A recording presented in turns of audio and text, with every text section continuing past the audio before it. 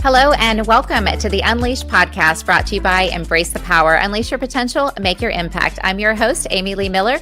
And before welcoming our guest today, just want to give a quick thank you to one of our show affiliates, Planetary Designs, your one-stop shop for coffee, brewing, and storage. Head on over to planetarydesigns.com to check out some fun gift ideas. And I'm very excited to welcome to the show today one of my good friends and also just a super talented and inspirational guy all around. So thank you so much for joining us on the show today. Glen Kochaney. Welcome, Glen. How are you? I'm doing great, Amy. How are you? I'm doing great. Thank you. Very excited to have you here. And so you are a successful medical sales executive, senior medical sales executive with many, many years of successful experience in this arena. And also you have an entrepreneurial spirit. You are a small business entrepreneur as well. I am. Yes. And super talented. I mean, you've done a lot of different things, leading careers in the most exciting industries or some of the most exciting industries. So that people want to be in and succeed in, that definitely bring their challenges. So finance, real estate, medical sales, and I'd like to touch on each of these today. But first, I want to ask you about, because I only recently learned that you were also earlier on in your career a bodybuilding champion. Is that right? It's true. Yeah, I was. I entered and won first place in a naturals contest. Oh my gosh, it was probably almost 30 years ago. But it was one of those where you're drug tested if you make it into the final lineup. So it kind of levels the playing field. You're not dealing with that are people using artificial stimulants. And okay. So yeah, it was something. An interesting part of my life. I'm glad I did it, but I'm kind of glad that's over as well. That's cool. I'm glad that you explained that because I thought you said natural and I wasn't sure, exactly what that meant. So that's how long were you into bodybuilding? Well, I've actually been doing it I've been working out for over 40 years. When I decided to enter into the bodybuilding arena, I probably concentrated on that for the better part of 2 years, training for that up until that particular contest. But, I've been kind of a fitness enthusiast for, 43 years now. Yeah. So it's been a long time. Yeah, I love that. Fitness is so important. And as busy as you are with all of your endeavors and performing, doing well in each of them, that's great that you still keep health at the forefront. And I also understand that you have your own podcast as well, Mind Up. So this is along the lines with your interest in fitness. Is that right? If you could share a little bit about Mind Up and the focus there.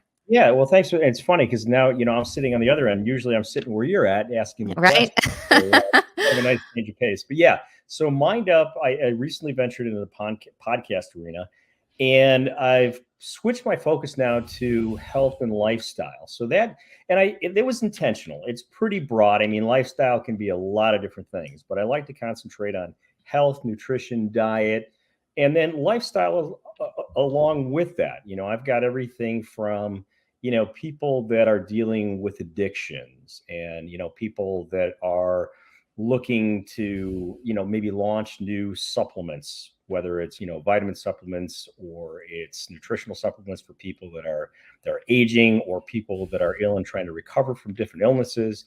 So, but that's primarily the focus that I have on it right now is health and lifestyle. So good. And such an important time. I mean, health is always important, but do you feel like the interest in health and fitness is growing maybe since COVID, or do you feel like there's any change in interest level in that space?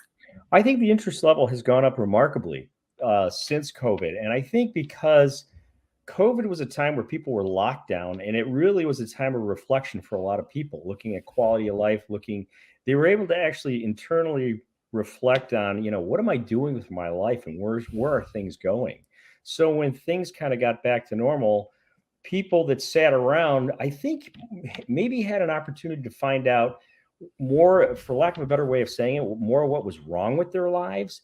I think for the day-to-day thing, everybody is so busy, especially those with families and careers, that they don't really have time to think about, the things that may need improvement in their lives. So when they had a lot of downtime and a lot of time, Mm-hmm. people like, yeah, you know what? I really do. My hips really do bother me. I really do have lower back problems, or I'm having digestive issues or something. So Mm-hmm. it's looking for, the genesis of what this is. And I think people are becoming more and more aware of that. And I think people are becoming more and more curious and more interested in knowing, what is causing this? So maybe let's fix the problem rather than Mm-hmm. treating the symptom, rather than saying, hey, my back's sore, let's just take some medications, or, whether it's over the counter or prescription Mm-hmm. medications. So I think people are starting to kind of refocus. It's kind of I think the best way I can state it is that I think a lot of people are hitting a reset button for themselves. Mm-hmm. Thinking, okay, what is the quality of my life and what do I want moving forward? Yeah, you definitely all really good stuff that you shared there. A couple key things that you touched on that I think are so important are problem and awareness, identifying what that there well first of all that acknowledging that there is a problem. If there's something that we want to improve or change in our lives, first we have to acknowledge that there is a problem, and it can be very easy to ignore our problems and just keep pushing through with the busy work that we're doing, because there's always more work. We're always busy, so that poses a distraction. But when you can, as you said, hit pause, when you stop for a moment, then you can actually become more aware of the discomfort, if there is a need for a change. So that's great. So you're with your you're doing so you have your podcast Mind Up, and then you also are starting a fitness app, right? Kind of is that in tandem, or it's well, yeah, they all kind of tie together. As I like to say, they're kind of all interconnected. And that's kind of in its infancy. I'm still deciding exactly what direction I want to go with that.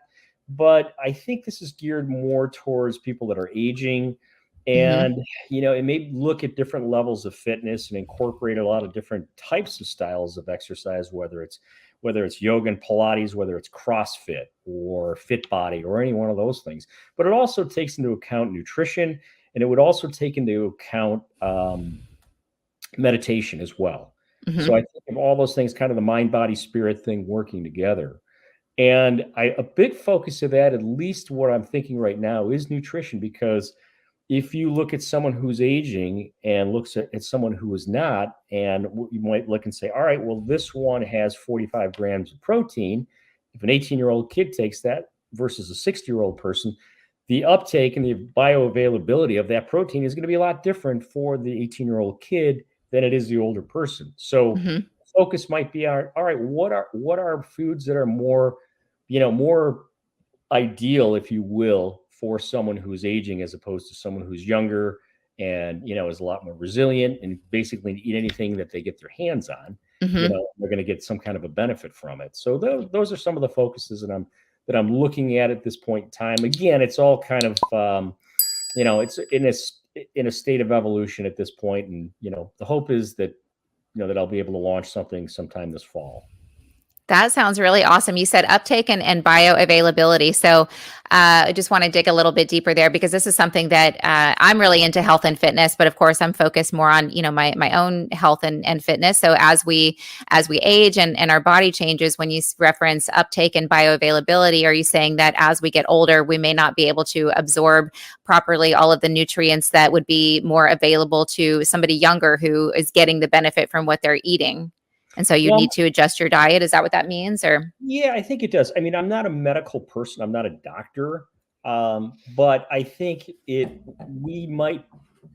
not that we might not uptake it. We might uptake it in a different way. So our bodies might use it differently. So we might absorb the protein, but we might not realize the benefit at the same time. It might be something that that is, that is basically dispersed over a longer period of time. Or Mm-hmm. or it might be something where a particular food or vegetable or even some kind of a supplement isn't absorbed as greatly. You might see an older person that say, look, I'm only getting maybe 30 to 40% of the benefit of this, whereas somebody that's a lot younger might get 80 to 90% of that. Mm-hmm. So it's researching and finding out which foods do, that do give you the greatest benefit for what you're ingesting. Mm-hmm. So interesting. And as we continue to live longer, that sounds like a really beneficial, great resource to have. So yeah, definitely have to have you back on once you get that launched and hear more Yeah, about it. happy to do That's that. exciting. I'd love to come back and talk about it once I know a little bit more about what it's actually going to be. Sure. This is one thing I absolutely love about you, how you're always pushing forward. You've got so many interests and you're exploring and tapping into and actually making something out of those interests while you're doing you've got a full-time career that's been super successful for many years in a super challenging space, medical sales. That's an area that you've got to constantly reinvent yourself, keep yourself motivated with all of the challenges that come with insurance changes and industry changes.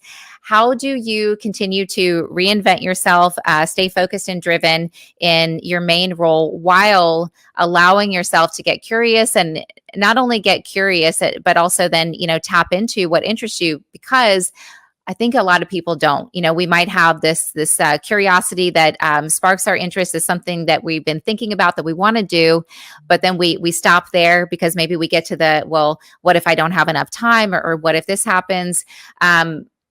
Gosh, so many questions for you. So I'll pause, but I'll do two parts. So one, how do you continue reinventing yourself in your main full-time endeavor? And then what's the mindset that drives you to successfully explore your other areas of interest?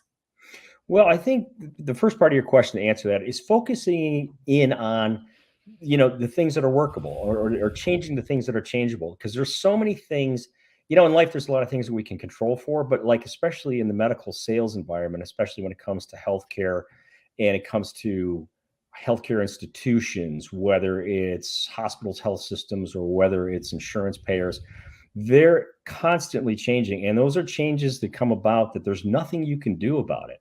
Mm-hmm. So I think where a lot of people fall short is they become somewhat myopic and somewhat blinded in their view. They say, here's what it is, I've got to change this. And they go after things that are, again, unchangeable. I can't, if a payer decides I'm not going to pay for a certain drug, or I'm not going to pay there's nothing I can do about that. And to try to work around that is really kind of a waste of my time, which is one of the most valuable resources that you have. So Yes. it's looking at the business that is attainable, saying, all right, so I can't control that. What can I control? And how can I best, and how can I optimize that? Those are some of the things I look at too. And then Pause. I'm sorry. I just want you to repeat that again, because that's so key. Which part was that? Well, what can I control, and how can I optimize that? And that saves so much time if we're focusing our time in areas so that's one thing that I do to stay focused and moving ahead, is focus on what I control and only what I have control over. Yeah. I mean, I can't, it really is. It's just a waste of energy. And it really is. It can be something that can be really demotivating to say, all right, well, here, and I know there's a lot of people that I work with professionally, and I know personally, that, they'll look at this and it becomes a negative, stigma in their life, where it's like, well, I was dealt a losing hand. This is what I've gotten. Like, all right, so this is the hand that you were dealt. How are you going to deal with that? How are you going to overcome that? Because, again, you're faced with this. So let's figure out a way around it. And there's always a way around it. There's always a way, is the way that's kind of my mindset, is there's always a way to do it. It's up to me to figure out how to do that. And again, focusing on what I can change and what I can develop, and spending my time and energy with that. Because again, that's our greatest resource that we have. And it's the one that is in the most short supply. So we need to use it wisely and use it efficiently. Absolutely. And it's the one thing that you cannot get back. You can go get another job. You can make more money. You can make, new friends. I mean, with most things, you can get more of them, but your You're time, right. you cannot. Yeah. You're right. It's kind of like that bad TV show you spent there, and you're like, "There's an hour of my life that I can't get back." Well, this is the same thing. This is the same thing, you know. I will not watch a bad movie or read a book that I got to stop it and find something else. Yeah, it's Yeah, I that's one of my biggest pet peeves. So I don't let it happen as much as I can, which is, wasting time. But then, to your point, we can, when you focus on what you can control, that's how to maximize and optimize the time, because then you can better prioritize and narrow your focus, and then you're going to go, further faster. yeah, So yeah. And finding out what people need. I mean, on a daily basis, I will walk into somebody, and it could be a busy practice, whether it's a primary care or specialty practice, and just say, "What's missing? What if you guys could have anything? If the cost wasn't an issue, if software development wasn't an issue, and let's just say, the FDA wasn't an issue. In a perfect world, what is missing, and what if you could have anything right now, what would it be?"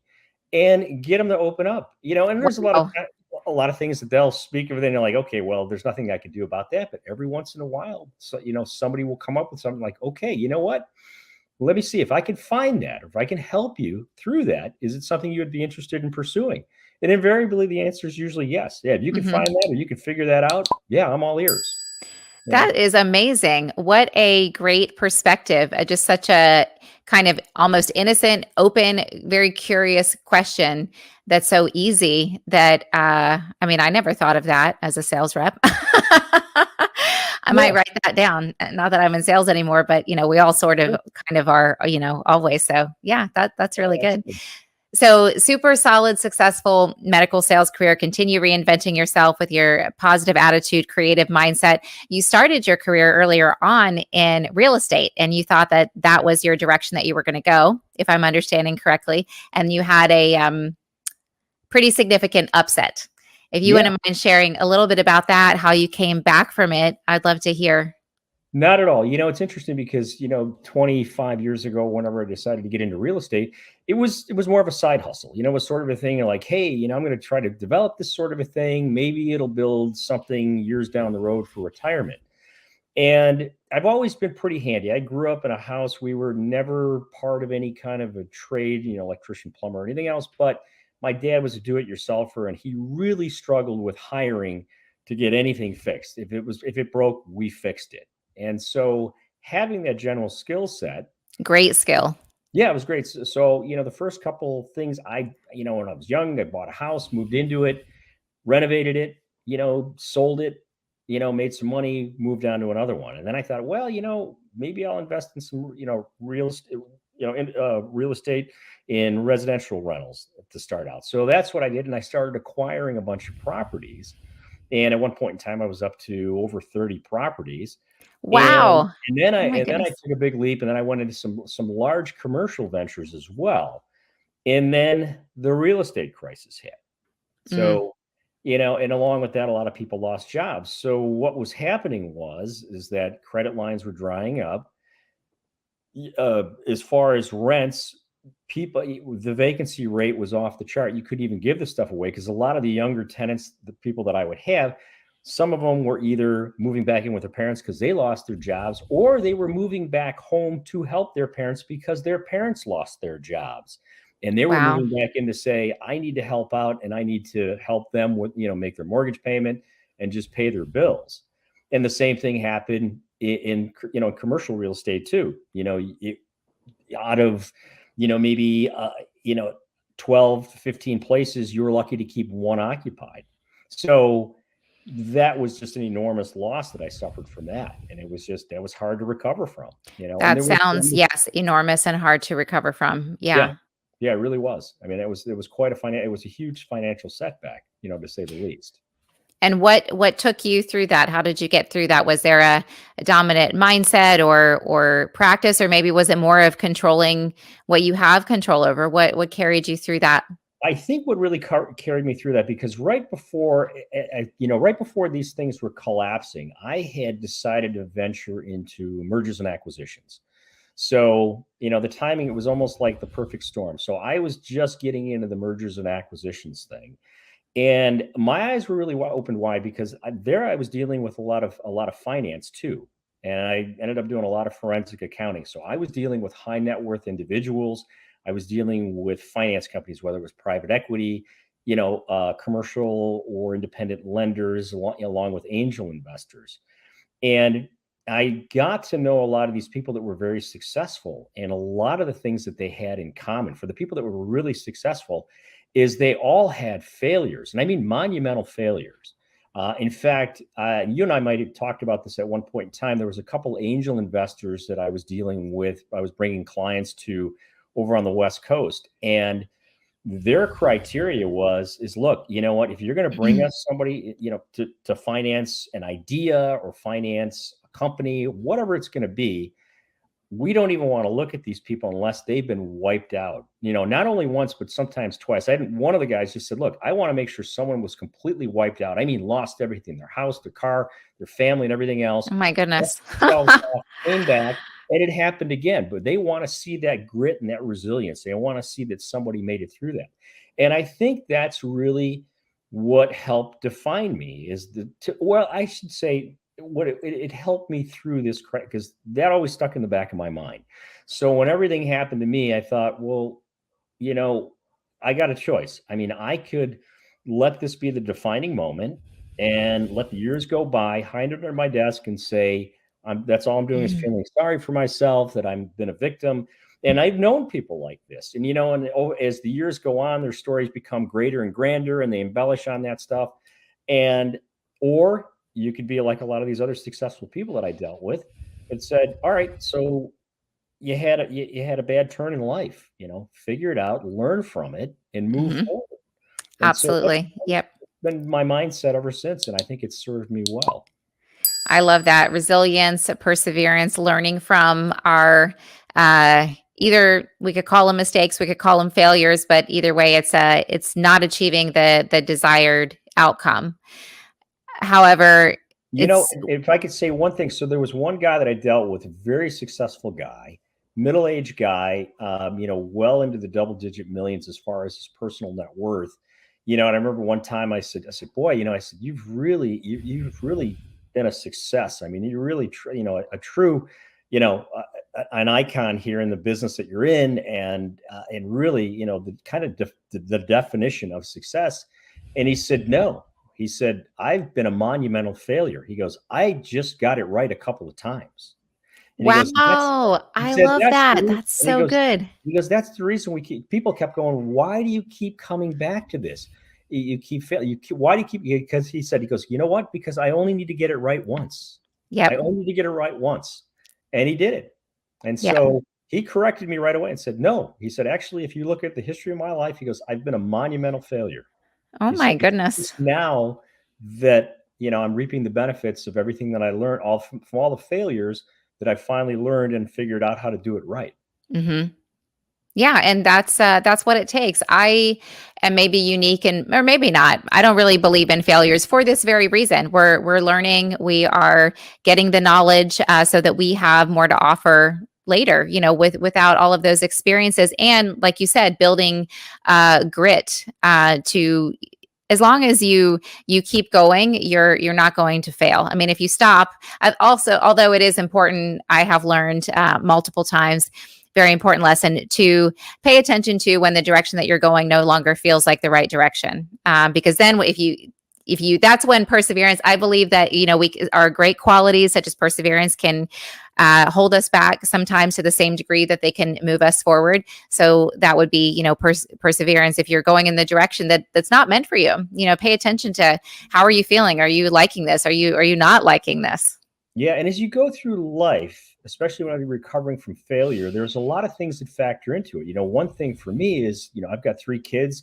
They're older now, but they were very young at the time.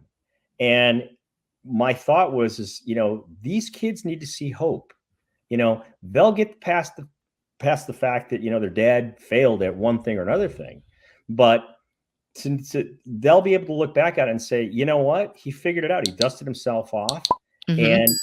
and he bounced back. And so, and I thought that with kids, they need to see hope, because as much as, I stress education and hard work, if they saw that I gave up, then that could have a huge negative impact to them down the road. They Mm-hmm. might say, well, why should I apply myself? Look at my dad. He went to school, he worked hard, and look what happened to him. You know, so that always Such kind a of great point. and it was something. So that was a huge factor too, is that, hey, these kids need to see that, that there's hope, and they need to see that there's more than one way to do this. Mm-hmm.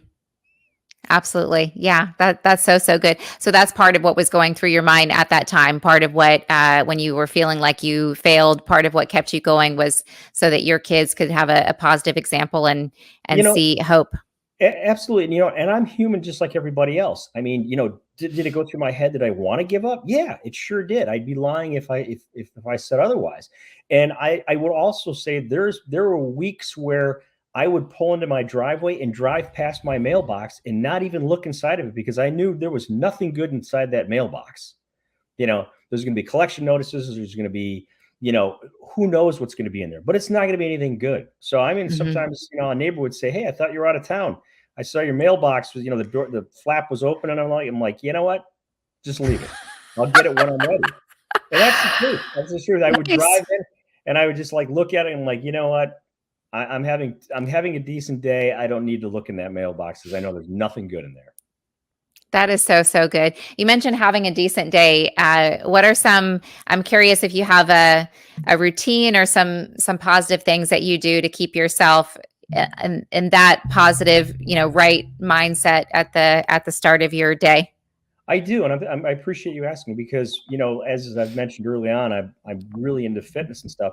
So pretty much every morning I go to every between a 5:30 and 6:30 a.m. fitness class. It's like a Fit Body boot camp. They call it Impact, Nice. and yeah, and so that lasts 45 minutes.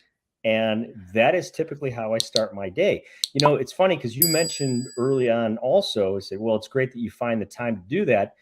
This is part of my life. This isn't like finding the time to do something extra. This is saying, Mm-hmm. look, this is kind of baked in. So whatever I have to do, this is something that is necessary, and it's I'm not flexible on it. This is something that has to happen. That's kind of the pillar. One of the Mm-hmm. pillars of my life is being healthy. Keeping your body, mind, and spirit healthy, eating the right foods, and for me, that's my therapy. That is so good. Yeah, non-negotiable. That's for me too. I remember the first when I started running. I remember the moment the first. I remember the moment when I first started running. I was 12 years old. Not super happy growing up, and one of the reasons was I didn't feel like I had a lot of freedom. We won't get into all of that. I really didn't. But running was something that I was allowed to do. I remember just being in the yard one day, and I just got this urge to run down to the end of the street and back, which was probably would have been maybe half a mile there and back. And I asked my parents, can I run to there and back? And they said, yeah. I did it, and I got back, and I said, I want to go again. Can I go again? And I started running. So running, this is, one of my examples of finding a positive out of a negative, so not great, situation. But what was important to me was finding, a sense of self, a sense of freedom. And I found that. And so, I still run today, but now I mix it up with, yoga, other workouts as well. But working out, yeah, is one of those core. This is just something I'm definitely going to do. I'm going to work out before I'm going to work. I mean, maybe not necessarily in that order, but if I get to pick one, I mean, most days you take a day off when you need it. But yeah, it's so key to have those pillars that, this is what I do, and in investing in yourself, because then you're going to feel better and you're going to get more done with less effort. I find by keeping yourself feeling fulfilled and happy and healthy, to your point, if we're not feeling our best, we're going to, be able to get we're going to put forth half the effort. You're absolutely right about that. And, it is foundational. And, I always say, I'm going to let your listeners in on a little secret. You know what? I've been doing this, spending many, many hours for many, many years, and I haven't missed out on anything. People go, well, how do you find the time? Well, you know So what? good. If people are going to meet for a happy hour, well, you know what? I'll catch up with you guys a little bit later. I'll go to the gym for an hour, work out. So I missed 45 minutes of Right. a 5-hour visit. Yeah. So I find that I've not missed out on anything.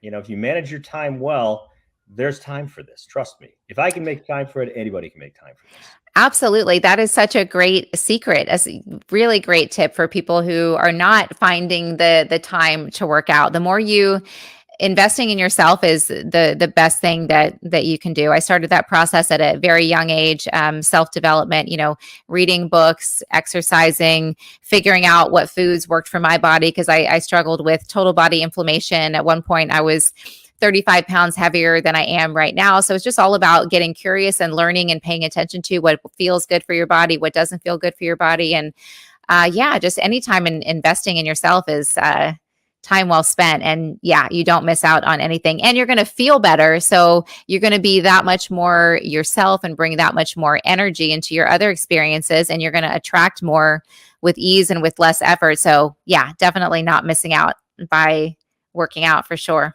Not at all.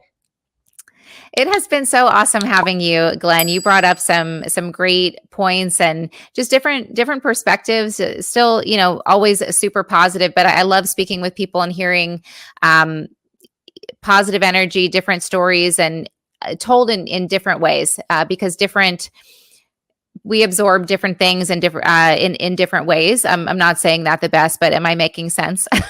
Do you know what I mean? Absolutely. Everybody, look, somebody could hold up a picture of something and then 50 people in a room and everybody's going to have a different interpretation of that picture, Yep. But I think the point is, if you get something out of it, what did you get out of it? What did you learn for it? And then how do you harness that and use that? Yeah. You and I might look at something and you might say, you get a completely different idea, but what works for you might be different than what works for me. Mm-hmm. But the point is to learn from it and get something from it and use it. Yeah. How is this useful to me? I look at a lot of things too. I'm like, hey, that's a great product. My kids will show me something like, okay, so how does that make my life better? How does that help me? Smart kids. Yeah. Yeah. That's too good. Their own good, but yeah, not falling far from the tree there. Before we let you go, tell us, how can we listen to your podcast, Mind Up, and how can we get in touch if anybody has a question for you or wants to stay updated on what you're working on? Well, I think the best way to do that right now for the podcast, it's called Mind Up. I'm on every one of the major platforms, being Apple, Spotify, and Amazon Audible. If people want to get a hold of me, they can message me at Glen Kochaney on Facebook. That's probably the best way to do it. Or if they want to send me, they get, G, and if you want to put it in the show notes, that's fine. But GKOCHANEY@gmail.com is fine too. And I will respond.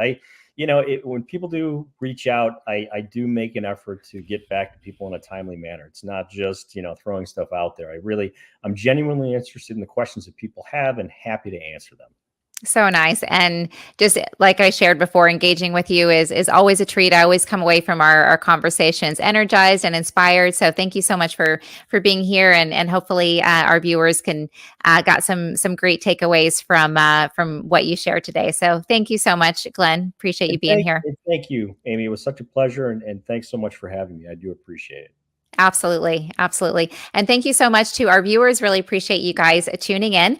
Remember to like and subscribe to Embrace the Power. Definitely come back and check out some great upcoming fun and educational interviews on Embrace the Power with Vince Buggs and Mike G and Dr. Jennifer Blaylock on Aspire to Inspire. If you are a leader and you are looking for some tips on improving your hiring process, I invite you to check out my book, Ready, Set, Recruit, The Hiring Manager's Guide to Recruiting with Confidence. And we will see you very soon. Until next time, stay curious.